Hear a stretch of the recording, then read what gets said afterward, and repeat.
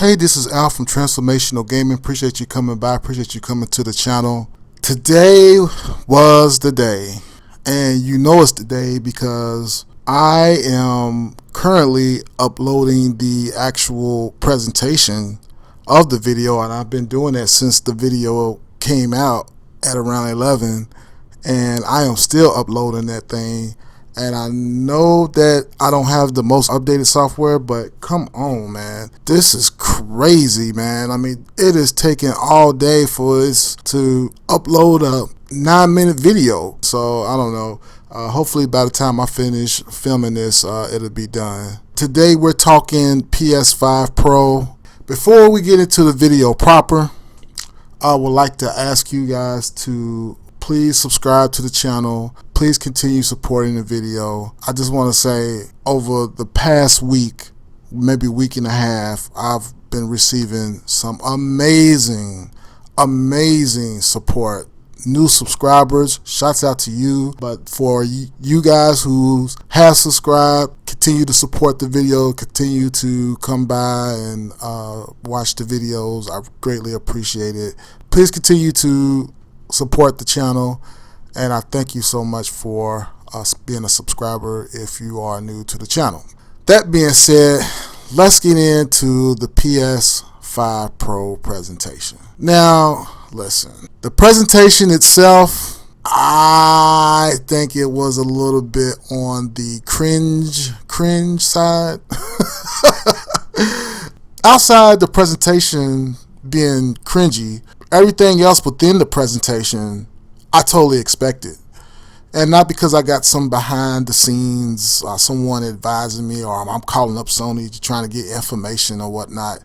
The situation is obvious. I mean, the PlayStation still costs $500. And the fact that it's been 4 years and it hasn't gone down in price, it's actually gone up. How could people be surprised about the price?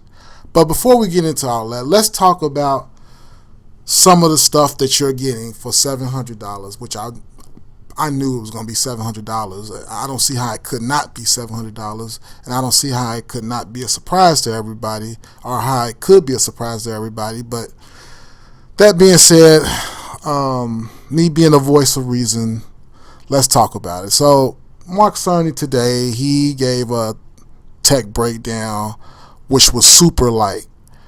Now that was good. The fact that Mark Cerny didn't get up there and do some type of teacher presentation where he's drawn on the chalkboard, but this one, I'm proud of him. Sony got to him and said, hey, look, we can't do what we did last time. A lot of what you said to this day is still going over the heads of the people who are prospective buyers of the PS5 Pro. So we don't want to do that. We don't want to scare people off, okay? But that being said, he got up there, he started talking about the PS5, and it was really lightweight. I mean, matter of fact, the 3 things he talked about was the 3 things I mentioned in my video. Now, again, a lot of my research has come from different sites that break news on leaks and stuff like that. So, I mean, I'm getting the information like everybody else. So I knew the 3 things that they was going to be looking for was AI, bigger GPU, and a bigger CPU with higher bandwidth for memory and stuff like that. So I knew that that was coming. Okay, so there was not really anything in the presentation that kind of threw me from a loop. You can also see that, you know, even though the graphics are upscaled to 4K, they still are not 3090 territory, and we almost in the 5090 generation. So that should tell you about how far consoles are behind. The games are something that I expected. They don't look quite as good as the 3090 series PC versions of the game, but they still look good. They look better, but you ain't gonna be able to really tell the difference until you start getting in and playing. And really, that's kind of where the presentation kind of fell off the racks. Well, the presentation actually fell off the racks when Mark Cerny, looking like third stage Chucky, he looking like third stage Chucky up there, and whoever did his makeup or, was responsible for his look or whatever, I mean, come on, man. Dude, 2013 was a long time ago. And you look like an old man trying to recapture the young days, man. I mean, he's about 60 now, so he's a really smart dude, and I expect him to stay in the game for a while.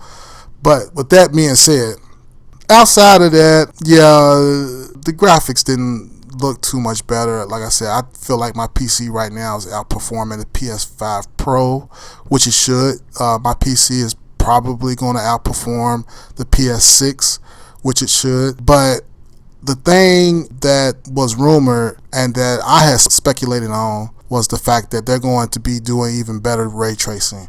Now, ray tracing is not right now fit for consumers, right? People are still desiring traditional rasterization, okay?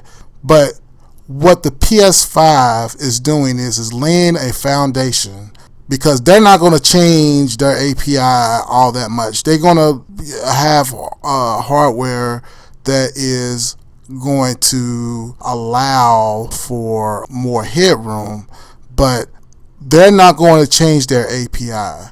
Now, there's good and bad with changing their API.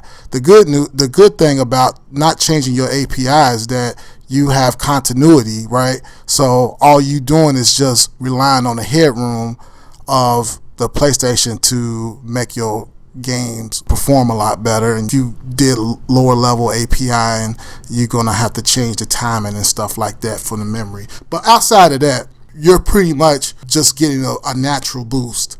And also the ray tracing. So the ray tracing, again, is not for consumers. Ray tracing is for the developers right now. It is not for the consumer.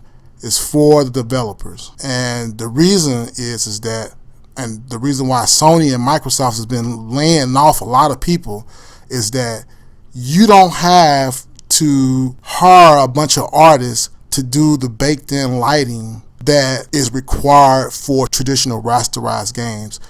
Actually, having ray tracing is a lot more easier to develop with from the developer standpoint and the artist standpoint, because they don't have to do a lot of drawing.